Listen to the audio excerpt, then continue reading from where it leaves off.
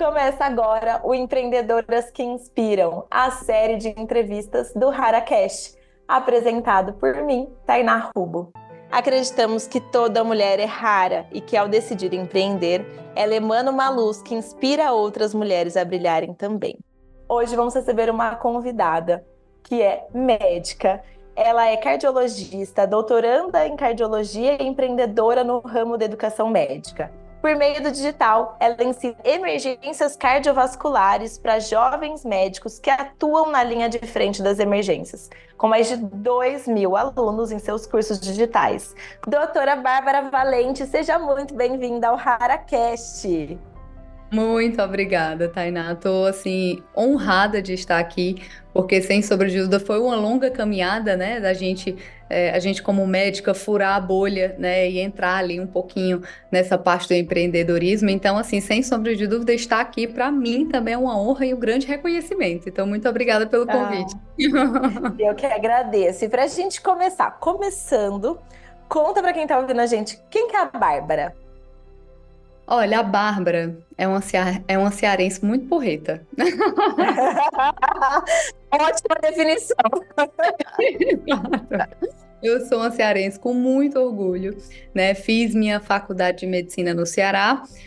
Depois eu vim para São Paulo para fazer minha residência de clínica médica e cardiologia. Eu sempre soube que eu queria cardiologia desde ali da época de faculdade. Fiz minha residência de cardio, depois emendei num fellow de coronária e depois entrei no doutorado. E aí foi realmente assim, quando eu me formei, estava no comecinho ali do doutorado, mas eu tinha acabado de terminar a residência de cardio e mais um ano de fellow em coronariopatias, que eu entrei no mercado de trabalho e percebi que não era, né, como eu tinha imaginado, né? Então a gente sempre tem aquela visão de que não, quando eu terminar tudo, são 6 anos de faculdade, foram mais 6 anos praticamente de formação, né, de subformação, né, desde clínica, cardiologia e mais o fellow em coronariopatias. Então, são quase 12 anos, né, estudando, fora o doutorado, que são mais 4 anos. E quando a gente entra para o mercado de trabalho, a gente percebe que isso faz parte, né, do seu reconhecimento e da sua, sem sombra de dúvida, da sua remuneração, mas isso, né, cada vez mais isso tem ficado mais difícil, né, pela quantidade de profissionais que já tem no mercado. E aí foi entrando realmente para o mercado de trabalho, foi que eu percebi que eu não poderia mais ficar só na bolha da medicina, que eu ia precisar realmente, né, conhecer muitas outras, né, ferramentas, outras possibilidades para que eu conseguisse realmente alcançar os outros sonhos que a gente tem além de ser médico, né? Com certeza. E você é apaixonada por emergências, né? Eu falo que é uma paixão pouco peculiar. Então, como que é essa? Como que foi você identificar? Porque eu imagino a dificuldade que tem você dentro da área médica, você identificar já a sua especialidade e depois, ainda assim, né, a especialidade dentro da especialidade. Como que foi isso para você? Nossa, Tainá, assim, eu sempre gostei de paciente grave, desde a época da faculdade, assim, e assim, aquilo que realmente me brilhava o olho, assim, me fazia sentir ser médica mesmo, era o paciente grave. Então, tanto que assim que eu me formei, muitos colegas optam por trabalhar em unidade básica de saúde, por ser realmente um setor mais controlado, onde você vai evitar, né, pacientes graves. Eu sempre soube que eu queria ir para emergência, então eu já fiz concurso para trabalhar na UPA, com 3 meses eu já era chefe de equipe na UPA, e aí eu fui enfrentando as dificuldades que hoje eu sei que eu sou capaz de ajudá-los, né? Que é a dificuldade do médico recém-formado em lidar com o paciente grave. Então, até hoje, assim, as pessoas me perguntam, ai, mas como é que você não vai, né, abrir uma super clínica? Eu tô querendo voltar para minha cidade natal agora, e você não vai abrir uma super clínica em Fortaleza para fazer o seu consultório? Então, eu tô vendo primeiro se eu consigo entrar no hospital de Messejana, que eu quero trabalhar lá, na sala de emergência do hospital de Messejana, entendeu? Porque eu gosto de paciente grave, sempre gostei. É uma Olha, coisa. eu costumo dizer assim que Deus literalmente dá o dom, né? Porque eu falo que ser médica já é algo diferenciado. Agora, trabalhar com emergência e a falar assim, não, essa é minha paixão, iluminada por Deus, porque se eu ver uma agulha, Eu já sou aquela que na hora que vai coletar o exame de sangue, eu olho pro lado, assim, sabe? Mas Quanto ainda mais... quando eu era estudante de medicina, eu tinha muito medo de procedimento de sangue, principalmente, especificamente, dos cadáveres, né? Porque a gente treina em cadáver.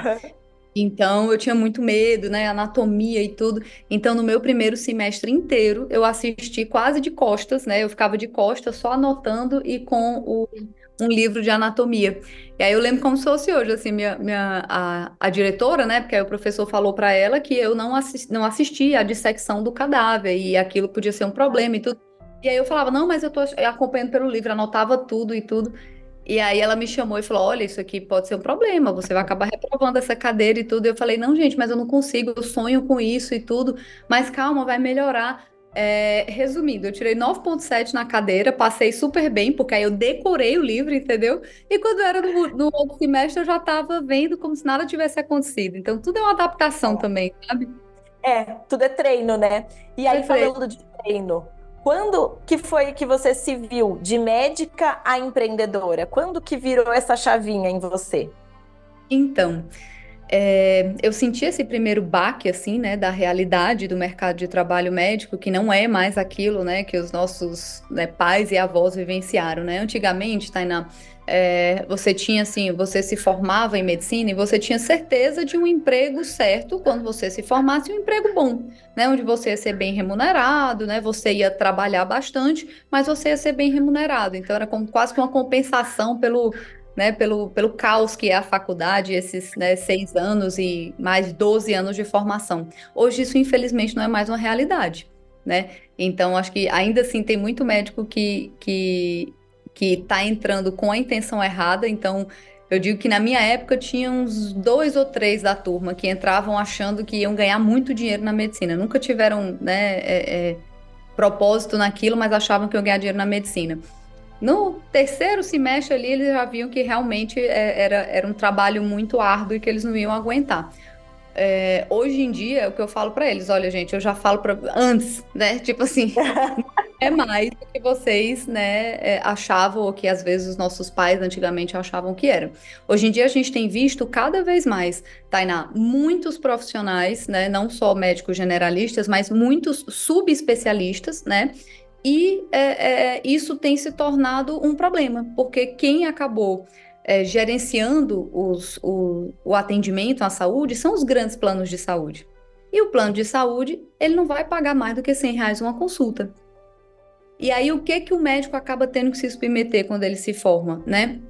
Então, ele tem que se submeter a plantões que não são reajustados há muitos anos, ou então ele faz uma subespecialidade, ou seja, né, ele vai se ultra especializar para valorizar a hora trabalhada dele e ele passa a ganhar de 35 a R$ 100 no máximo, no melhor convênio, a hora, né, daquele paciente.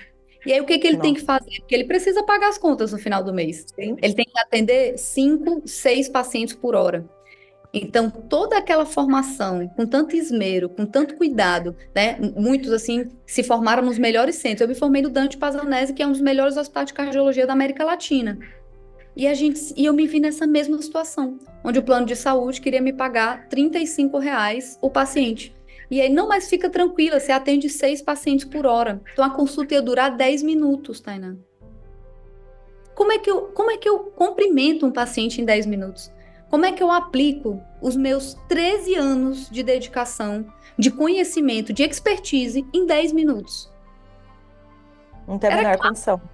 que você não ia fazer um bom atendimento, você não ia conseguir atender o paciente da forma, né, que você se preparou para atendê-lo, e você ainda estava se arriscando para acabar caindo dentro de um erro médico, E entendeu? queimando o seu próprio nome, né? Porque eu sempre falo que a grande importância da marca pessoal, independente do ramo, do segmento, né? A gente tem nosso nome e nosso sobrenome. E isso, quando a gente constrói esse branding corretamente, esse posicionamento corretamente, qualquer pessoa, né? Qualquer empreendedora, ela tá trabalhando, ela tá deixando, eu costumo dizer, ela tá deixando um perfume no mundo, né?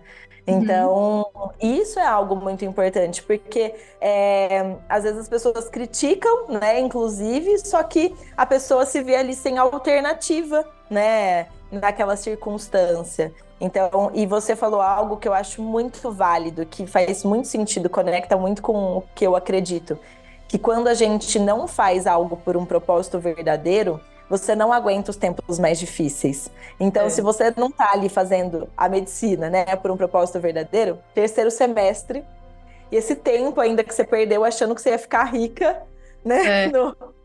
Exato, exatamente. Então, quem não fez pelo propósito mesmo, já desistiu ali no terceiro semestre, sabe? Então, foi nesse baque, né, que eu me vi nessa situação que eu falei, caramba, poxa, quantos anos dedicados aqui, né? Quanto investimento pessoal, financeiro, né, nessa carreira para eu chegar aqui nesse momento. Eu amo fazer o que eu faço, adoro atender paciente grave, mas eu preciso também pagar minhas contas, eu quero viajar uma vez no ano. E aí, como é que eu vou fazer isso, né? E aí foi quando uma amiga minha me chamou para fazer uma mentoria. E aí era quando estava começando essas questões de marketing digital, do médico começar a entrar na mídia social, ainda era visto com muita ressalva, né? Então, assim, muitos colegas, né? Naquela época eu sofri um pouco de preconceito também, porque os colegas começaram a encarar quem estava, né, no marketing digital como o médico charlatão, né? Porque alguns, né, médicos que são de fato charlatão, eles entraram primeiro, né? Então são aqueles médicos que não fizeram residência, são médicos que fizeram uma pós de fim de semana e começaram a se denominar especialistas em uma área que não existe na medicina, como medicina integrativa. E aí eles começaram a vender fórmulas, soroterapia, tudo isso. Então esses médicos ganharam um espaço muito grande inicialmente no marketing digital. Então, quando os colegas que de fato tinham uma boa formação por trás, né, tinham um propósito maior, né, realmente de oferecer um serviço de qualidade, esses colegas, quando começaram a entrar, eles passaram a receber essas bordoadas, né, assim, o reflexo do que esses outros colegas trouxeram. Então, no começo, o médico que estava ali no digital era muito visto como charlatão, sabe? Então, foi um caminho duro ali no começo, porque eu estou em grandes centros ainda, eu continuo trabalhando, eu faço meu doutorado na USP, no Dante Pazanese, e atendo, né, os pacientes da minha tese. Fiquei como médica assistente, como preceptora dos residentes da cardiologia ali por mais de 2, 3 anos. E então era difícil, né, circular entre esses dois. Conciliar, né? Porque muitas vezes eu estava lá no hospital, explicava para os residentes, e aí depois eu escutava que alguém falou, nossa, fulano de tal viu você numa live e falou que, tipo, nossa, que vergonha, que papelão que você está fazendo, sabe? Você não precisa disso, você tá aqui como chefe no Dante Pazanese, que papelão, sabe? E aí eu ficava naquilo, meu Deus, será, né? Será que eu tô indo pelo caminho certo? E agora eu digo assim, graças a Deus, que eu ouvi só a minha intuição, assim. Não ouvir essas pessoas, porque é engraçado como tudo que aquilo que é novo, ele assusta, né, Tainá? Então Muito. as pessoas ficam com medo, acham que nossa, você não deveria ir por esse caminho, mas também estão se questionando, poxa, se ela tá indo, será que eu não deveria estar indo também? Né? E se as pessoas seguissem mais os seus próprios corações e ouvissem aquilo, porque eu tenho uma classificação de decisão que ela funciona assim. Às vezes eu não encontro razões racionais, né, e explicações científicas e óbvias para aquilo que eu estou buscando, aquela decisão que eu quero tomar. Mas se me dá paz no coração, eu vou, pela fé. Exato, é isso Meu mesmo. marido até fala assim, amor, a sua fé, olha, porque realmente é uma coisa que, claro, né, a gente se especializa, estuda, né, e vai atrás, né, de fazer tudo bem feito, da forma que tem que ser feito. Mas tem algumas decisões que não tem um juiz para te falar, ah, isso é certo, isso é errado, você deve ir por aqui ou deve ir por ali. São pontos de vista. E Sim, cada ponto de vista vai estar por um prisma das realidades, daquelas experiências, do repertório daquela pessoa, dos exato. traumas que ela viveu, das crenças que ela viveu. E aí a gente, dando ouvidos, né, às outras pessoas, a gente deixa de ouvir a gente mesmo, né? Exato, exatamente. E é isso, assim, sabe? Eu acho que a gente não deve, o que a gente não deve é trair os nossos valores, né, Tainá? Eu acho que, Sim. assim, é o que eu sempre falei para os meus residentes. Eles falavam, ah, mas eu queria entrar também. Como que você decidiu entrar assim? Eu falei, sabe como eu decidi? quando as minhas lives começaram a ter mais pessoas, eu comecei a ter de fato alunos ali, e aí eu vi que ao invés de eu poder ensinar uma medicina de ponta, né, um atendimento de um paciente grave, cardiológico, ao invés de ensinar só para vocês aqui, 6 residentes que estão comigo aqui dentro da sala, eu consegui ensinar para 1.000, 2.000 pessoas que estão numa live comigo no YouTube, a mesma aula, sabe? E aí, quando assim você começa a receber os depoimentos, né, dos alunos falando, nossa, doutora, pelo amor de Deus, eu estava de plantão ontem e era exatamente uma fibrilação atrial, que era o caso da live de ontem. Eu nunca conduzi uma fibrilação atrial com tanta segurança, muito obrigada. Esse é o legado que eu deixo, sabe, Tainá? Assim, por meio de fazer aquilo que eu acredito com propósito, não existe nada mais próspero do que a verdade, né? A própria Sim, Bettina fala muito isso, né? A verdade vende. Porque assim, sim. eu falo com tanto amor, eu explico com tanta, assim, com tanta atenção, com tanto cuidado, eu sei quais são as dificuldades que eles têm, porque eu já fui essa médica recém-formada na UPA. Eu sei que eu não dormi à noite pensando, meu Deus, será que aquele paciente morreu? Ou será que fui eu que não percebi o que eu poderia ter revertido? Será que aquele paciente ele vai de alta amanhã? Será que aquele paciente que eu dei alta, será que não era para eu ter deixado internado?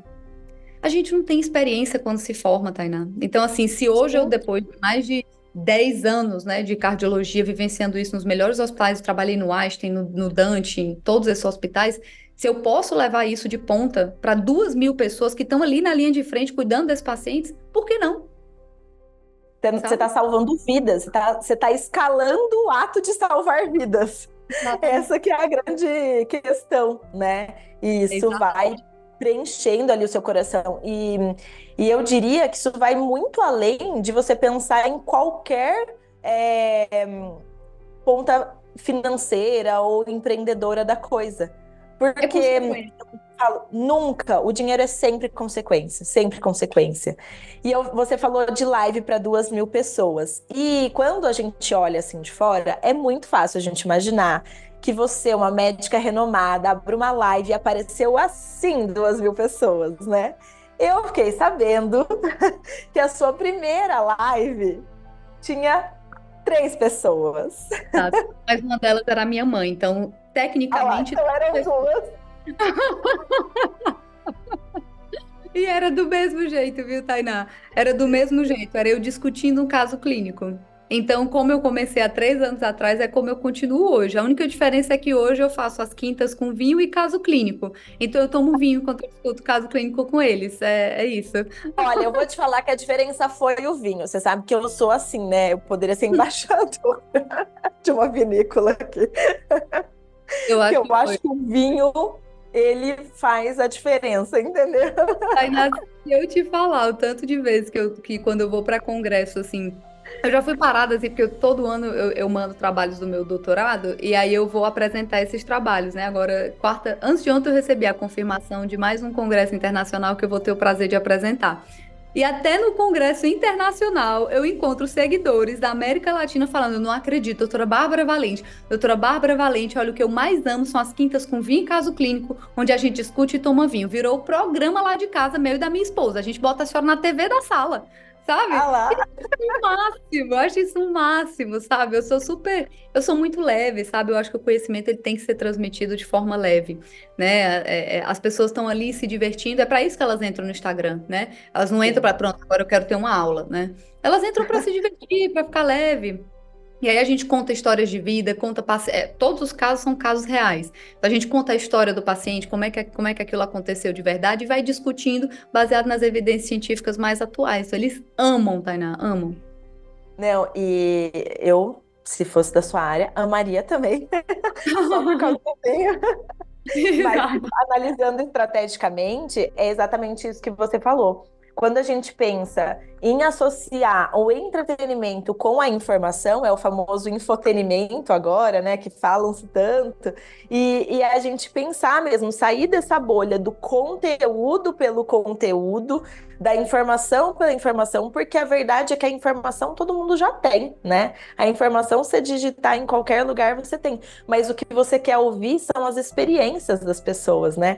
A minha maior paixão, por exemplo, de estar aqui, né, liderando o HaraCast é justamente poder contar histórias reais, né, de mulheres que fizeram acontecer. Então, realmente faz toda a diferença. E ao longo das suas quintas com vinho e caso clínico, você foi crescendo a sua carreira empreendedora? Foi assim? Foi. Eu comecei inicialmente produzindo conteúdo, e eu comecei inicialmente, Tainá, pra você ter uma ideia, produzindo conteúdo para consultório. Eu achei que o consultório, na verdade, se eu realmente me dedicasse ali a produzir conteúdo, eu ia conseguir captar pacientes para o consultório para fazer aquela medicina que eu, de fato, me propus a fazer, né? Com qualidade, 1 hora de consulta, realmente rastreando todos os fatores de risco, história familiar. Só que a minha forma de falar sempre foi muito professora, né? Não é à toa que eu fiz doutorado para isso, né? Porque eu queria ser professora. E aí eu vi aqui no consultório não vinha muita gente, mas o Instagram começou a ficar cheio, as lives começaram a se encher, e eles começaram a pedir aula, curso, sabe? E aí eu montei inicialmente a mentoria de cardiologia na prática, onde eu modelei esse produto. Inicialmente eu fiz 1 ano, né, de mentoria, era uma mentoria bem barata, para você ter uma ideia, era R$ 2.000. E aí eu Nossa. R$ 2.000, acompanhava os alunos durante 6 meses no grupo de WhatsApp. A gente tinha aula semanal, né, de todas as emergências cardiovasculares, então toda semana tinha um tema. Discutia casos clínicos reais, e dentro do grupo de WhatsApp eu os ajudava também no plantão. Então, às vezes eles pegavam um caso, tipo, ai, doutor, eu não sei, o paciente está com dor no peito, eu não sei se esse eletrocardiograma tem supra. Eles mandavam, eu avaliava, ajudava os colegas. Então, foi bem legal. E assim eu fui modelando o produto, né? Entendendo direitinho quais eram as necessidades, quais eram as dúvidas. Eu passei a incluir as dúvidas deles nas aulas, né? E aí eu modelei o curso de emergência cardiovascular, que aí virou o nosso sol da empresa, ele é o best-seller, assim. Hoje em dia ele vem sozinho, né? Eu nem abro o carrinho e sempre tá vindo aluno novo, justamente por indicação de outros alunos que fizeram. E aí, É dentro porque a satisfação gera a venda, né? disso, exato. Aí dentro disso a gente foi estruturando a esteira de produtos da empresa, né? Aí a gente hoje em dia tem livros, então a gente tem 4 livros. Tem um livro de eletro, que é uma dor muito grande deles, de não aprenderem eletro. A gente desenvolveu a metodologia própria para ensinar o eletrocardiograma dentro de 4 passos. Então, lá dentro eles conseguem realmente aprender realmente eletrocardiograma. Aí a gente tem 2 cursos e a gente, né, já está aumentando a esteira para o próximo ano, já com outras novidades também. Ai, que delícia. Agora, tudo parece lindo. Eu sempre falo que depois que a gente caminha uma jornada, a gente acaba esquecendo dos momentos mais difíceis, pelo menos da dor maior a gente acaba esquecendo, né? Quando você olha para trás, qual foi sua maior dificuldade? Assim, qual foi seu momento mais difícil na sua jornada empreendedora? Olha, lançamento. Lançamento, inicialmente, foi o O que calo. era o mais difícil para mim, sabe? Porque na época não se tinha ainda esse conceito assim de venda no perpétuo, né? Assim, não era tão abrangente, então eu só vendia por meio de lançamentos. E aí, assim, os primeiros lançamentos eu fiz lançamento e não vendi nenhum, sabe? Então é muito duro você se dedicar, construir uma aula, construir uma jornada, né, de conhecimento para aquele grupo, né, de alunos que estão ali esperando pela sua aula. E aí você fica 3 dias fazendo aulas e no final, quando você abre para venda, eu não vendi nenhum, né? Então eu olhei para aquilo e falei, nossa, eu acho que isso aqui não é para mim mesmo, não. Acho que isso aqui realmente é como meu marido fala.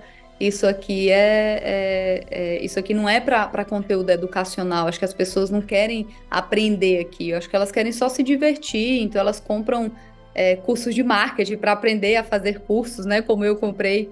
Mas eu acho que conteúdo não vai vender. E aí foi quando a mentora foi muito sábia. Ela me falou, Bárbara, o jogo só acaba quando termina. Então, assim, você abriu o carrinho ontem, você tem 7 dias de carrinho aberto. As pessoas precisam conhecer sobre o seu produto, você precisa falar para quem é o seu produto, né? E aí, quando for fechar o carrinho, só finaliza no domingo.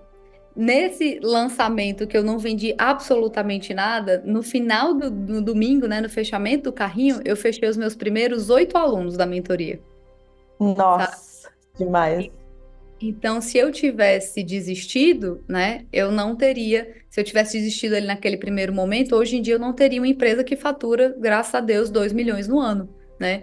E é Então, acho algo desculpa te interromper, é algo que na hora que, porque isso é tão crucial, é porque eu vejo tantas empreendedoras passando por essa queda de energia quando faz uma ação que tem muita expectativa e essa ação não sai na expectativa que você espera, do jeito que você desenhou na sua mente, que elas desanimam. Eu sou muito dessa vertente. Se você planejou uma ação, você vai com a mesma intensidade de energia até o fim, né? Só acaba mesmo quando termina. Porque aí, e sem contar que não acaba nem quando termina, porque você tem a chance de fazer diferente de novo, mapear o que aconteceu. Eu falo que a jornada empreendedora ela é exatamente como uma maratona, não é uma corrida de 100 metros, né?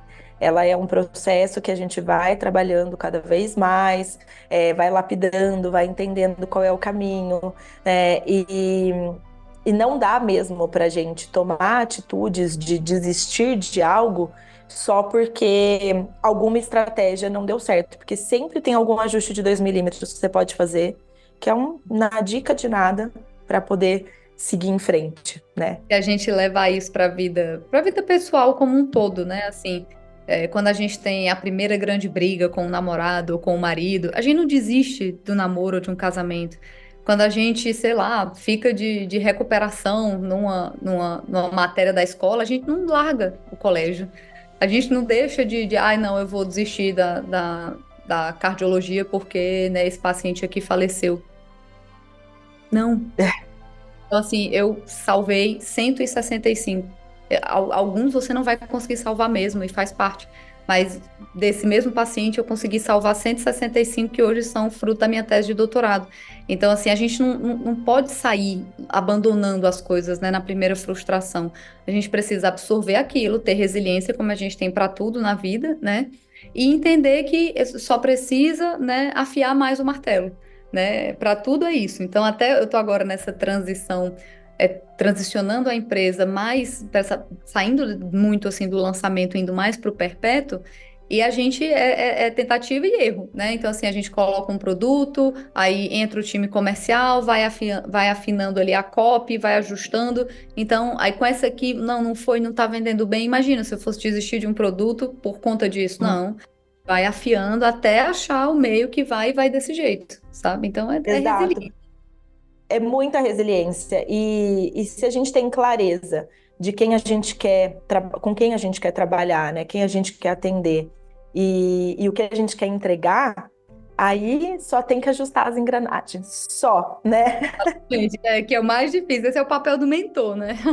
Exatamente, O papel exatamente. definitivo do mentor, né? Que ele consegue acelerar anos, né? Anos-luz da carreira, assim, do passo que a gente quer dar. Então, eu acho que um dos grandes diferenciais que me fizeram chegar até onde eu cheguei foi porque eu sempre realmente fiz mentorias.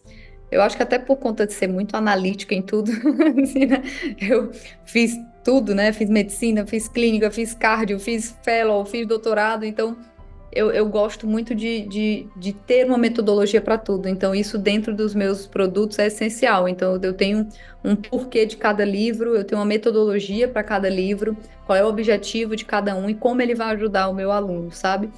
E eu precisava saber como que eu vou criar o meu primeiro produto, como que eu vou fazer um lançamento, como que eu vou escalar agora as vendas do que eu já tenho, né? Então, isso, sem dúvida, quem me trouxe essa clareza e me acelerou, né?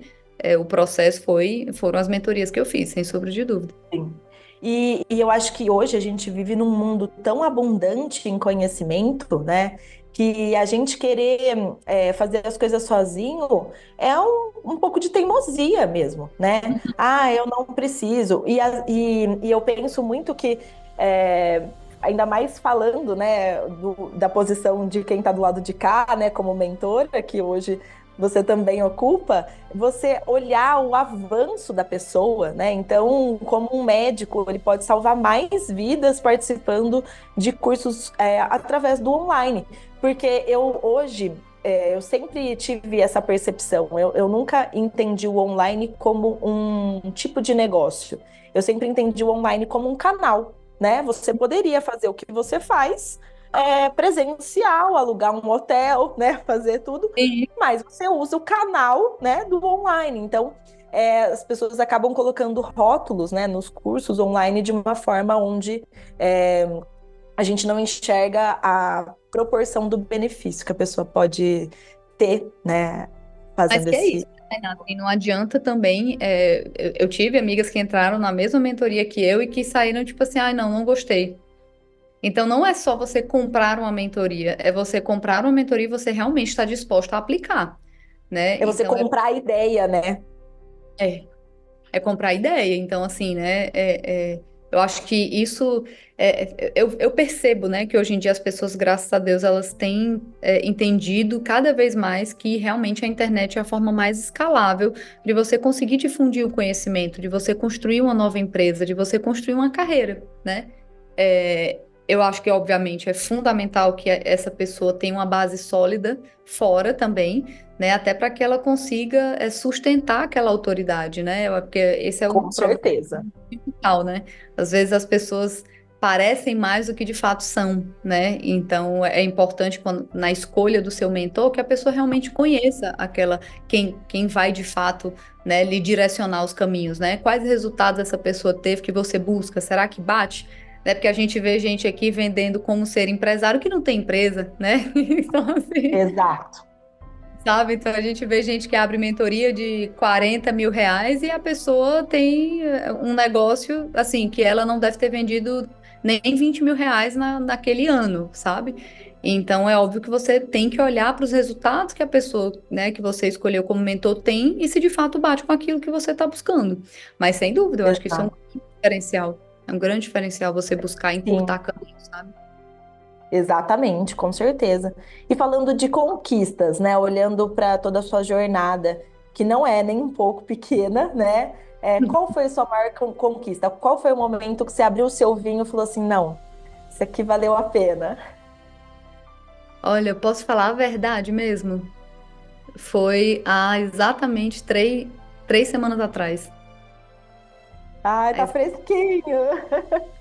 eu preciso cuidar, senão eu vou chorar. Pode chorar, não tem problema. Rapaz, foi quando acho que os dois mundos se uniram, né? A parte médica, professora e empreendedora. E eu percebi que eu me tornei uma pessoa melhor, mais forte, mais resiliente e uma mulher mesmo, assim, empresária, de fato, e que acima de tudo mantém a sua essência, sabe? Foi quando eu apresentei minha tese de doutorado. Eu apresentei há 3 semanas atrás, mas as circunstâncias nas quais eu tive que apresentar, por isso que elas foram tão significativas para mim.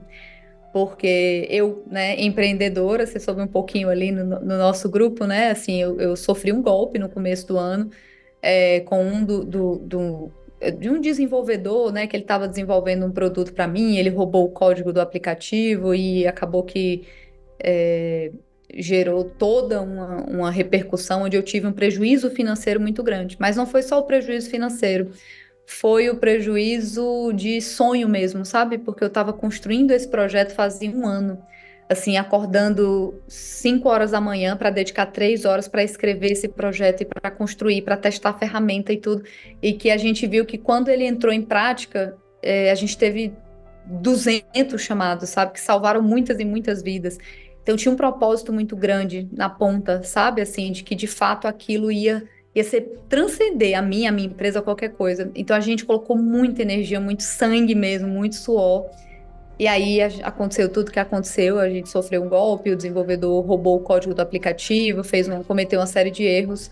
E aí, naquele momento, eu me vi assim, puxa vida, cara, será que empreender é para mim mesmo? Meu Deus, eu não quero passar por isso de novo, não. Nossa, um ano de trabalho jogado no lixo. Passar por tudo isso, será, meu Deus? E aí, o pior de tudo é que eu tinha exatos 22 dias para entregar minha tese de doutorado escrita. Então, Nossa Senhora. foi uma coisa, Tainá, que eu fiquei assim, oh, meu Deus. Eu falei assim, Deus, vai ter que ser o Espírito Santo escrevendo aqui mesmo, porque eu não tenho condições, o senhor sabe? Tainá, eu escrevi 100 páginas em 22 dias. Nossa. Tese de doutorado. Quando eu fui apresentar, eu fui muito nervosa. Eu fui insegura, né? Como todo, né, doutorando, óbvio. Porque você fica inseguro, né? Será, meu Deus, escrevi 22 dias, será que vai estar bom?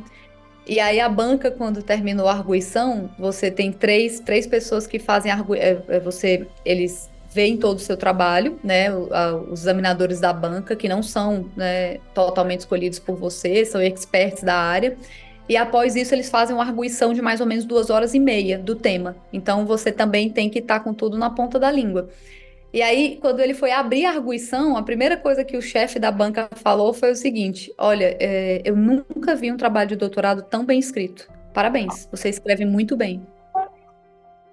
Eu olhei para ele e falei assim: ó, Espírito Santo de Deus, obrigada, porque não foi eu que escrevi, meu pai, porque eu chorava, escrevia, chorava, escrevia, chorava, escrevia. E aí, casou, eu entreguei, né? A gente entrega 2 meses antes da apresentação. Então, quando eu apresentei, né, tudo isso que eu passei foi a hora que, assim, foi quando eu e meu marido, a gente conseguiu, assim, olhar para a empresa e falar assim, a gente vai recuperar isso.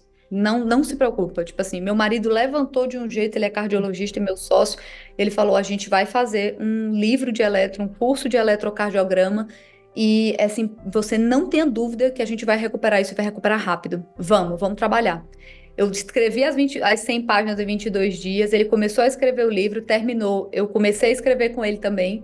A gente finalizou, Tainá, em 1 mês e 20 dias. A gente finalizou um livro de 540 páginas de eletrocardiograma e Meu um Deus. curso de 26 aulas de eletrocardiograma, que se tornou um best-seller. Foi o nosso curso mais vendido até hoje. Então, assim, tem coisas que acontecem, né? Então, assim, no dia que a gente apresentou, que eu apresentei a tese de doutorado e que ele falou tudo isso e terminou a arguição e ele falou, pronto, você está aprovada, você passou em tudo, a arguição você foi perfeita e tudo. Quando eu terminei, que eu saí dali, eu falei assim, amor, vamos comemorar nosso doutorado? E aí a gente foi abrir um vinho e celebrou e eu falei, é nosso, amor, isso aqui é nosso, porque assim, a gente fez esse doutorado juntos, você me apoiou em todos os 3 anos que eu passei no doutorado, meu momento mais difícil, onde eu achei que eu não ia conseguir, você me deu força. E assim, a gente ficou mais forte do que nunca, sabe?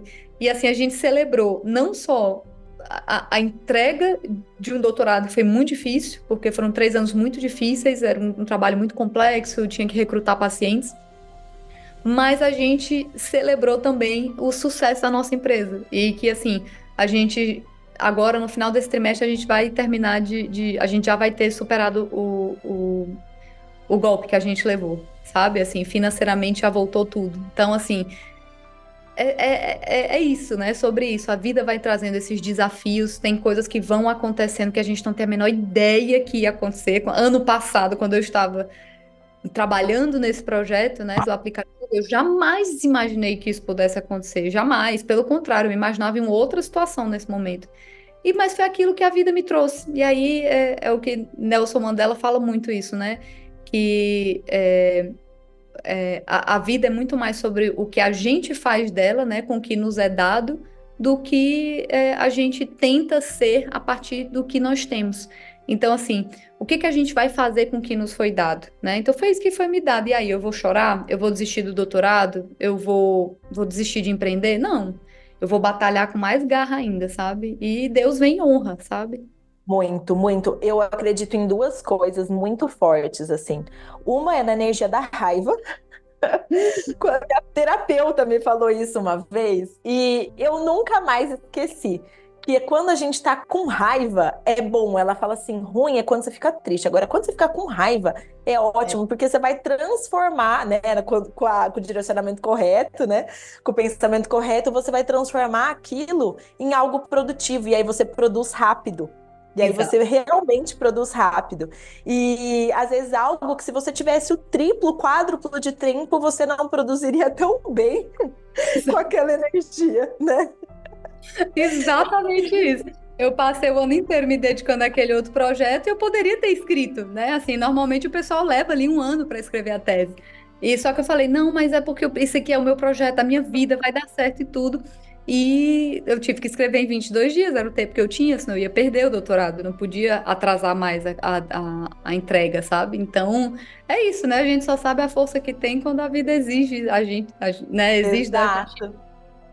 E a verdade é que a gente sempre pode ir muito além. E tem coisas, e tem desafios, na verdade, que a gente passa que fazem com que a gente crie as coisas que a gente mais se orgulha, sabe? Tô- Hoje eu falo assim que o meu método, ele só existe porque eu passei por um burnout muito Entendi. grave. Muito, muito grave, assim. E eu sentia uma arritmia, assim, fortíssima.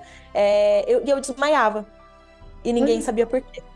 Aí, pensa, eu passei um ano no cardiologista, meu Deus, bebê. investigando.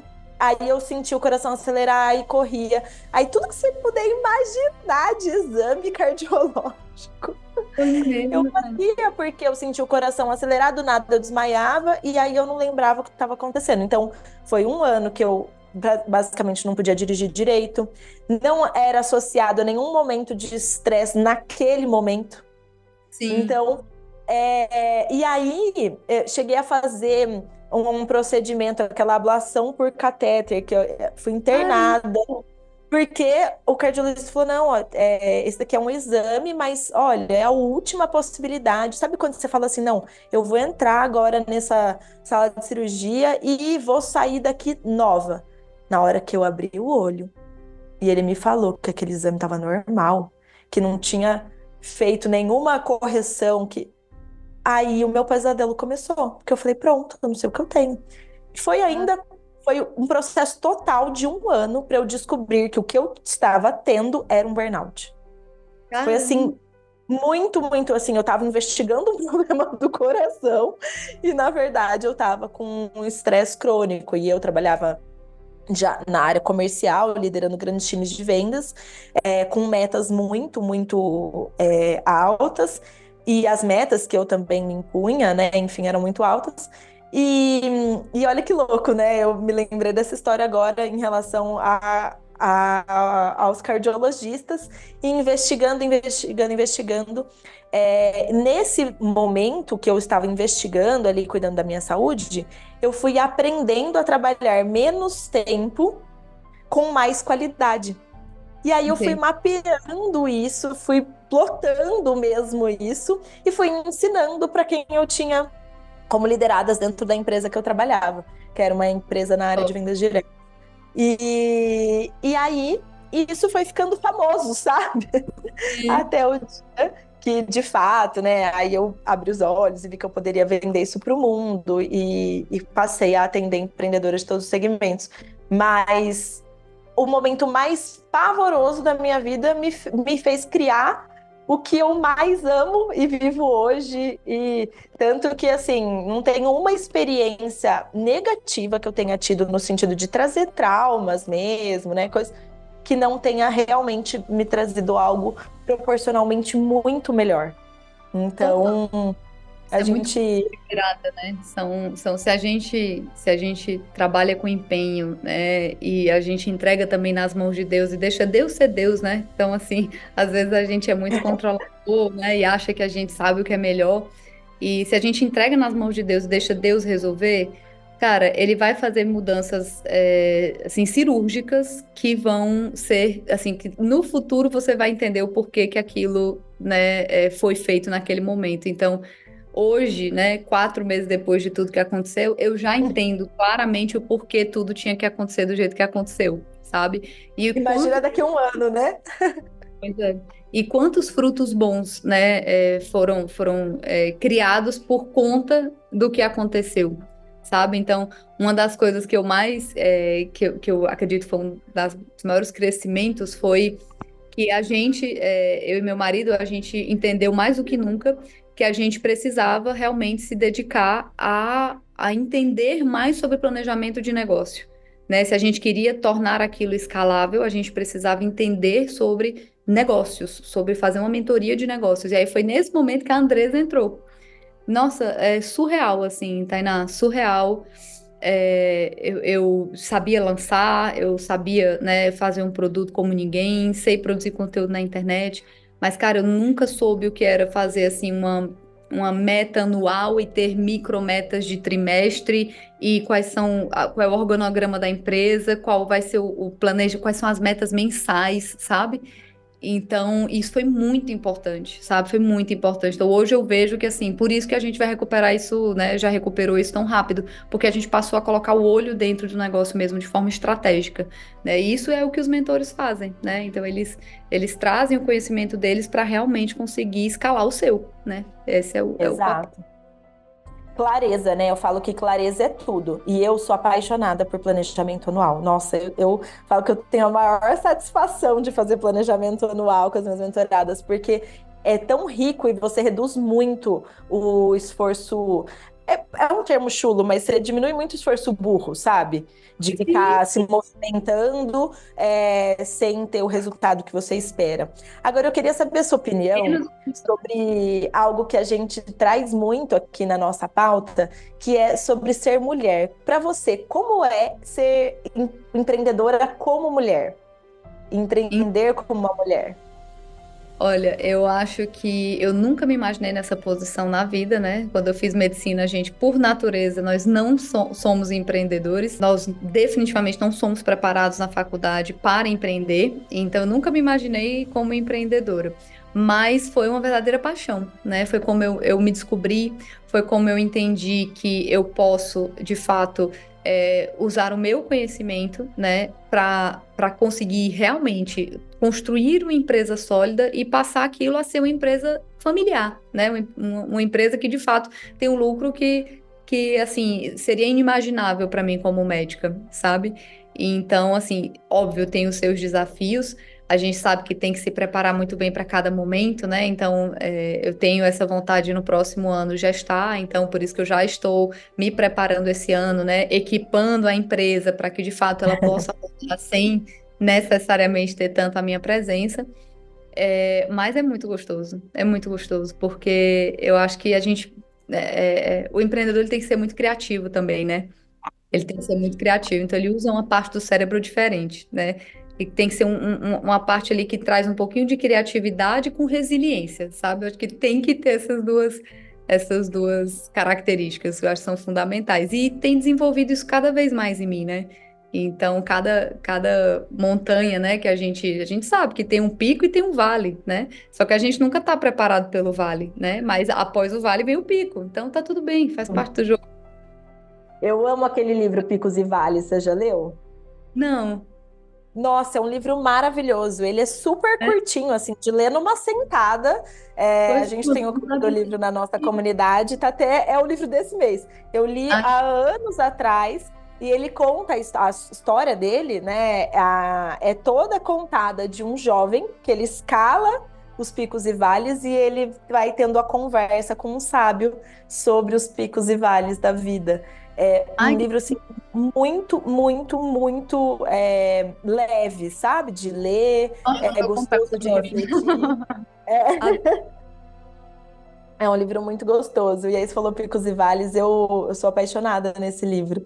Agora, assim, tá muito bom esse papo. Eu poderia ficar aqui, ó, o resto da tarde, até a hora de abrir o vinho. Mas eu quero saber qual que é a sua dica de ouro para as empreendedoras que estão escutando a gente. Tenham resiliência, né? Tenham resiliência, acreditem no propósito, né? Então, saibam por que vocês estão fazendo aquilo, né? Porque quando você sabe o porquê você está fazendo aquilo, é só uma questão de como, né? Como você vai fazer aquilo, é um mentor que vai encurtar o teu caminho, é aquele curso que você ainda não assistiu, que vai permitir que você consiga criar o seu produto. Então, tenha resiliência. Agora, saiba com clareza onde você quer chegar. E só pare quando você chegar lá. Porque vão ter muitos desafios, vão ter, sem dúvida, muitas pessoas que também vão aparecer para criticar, mas não tenha dúvida que a primeira pessoa que vai aplaudir você quando você chegar lá em cima onde você sonhou em chegar é você. Então, assim, você vai se Sim. sentir melhor de ter tido uma meta e não ter desistido, sabe? Hoje em dia eu falo, meu Deus do céu, é sério?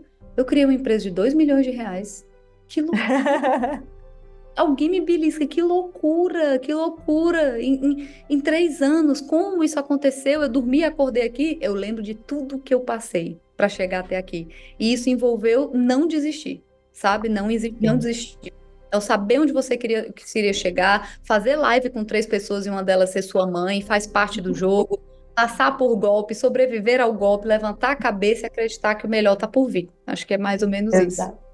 Exatamente. E pensar que essa empresa não foi construída há 3 anos, né? Ela Exato. foi construída desde o momento que você começou na sua jornada como médica, né? Então, eu falo que às vezes as pessoas só veem lá a ponta mesmo, né, do pico e não vê a caminhada toda. Então, realmente, tudo isso só é fruto da profissional maravilhosa que você é, do quanto você se dedica, né? Do quanto você realmente faz o que você faz com amor.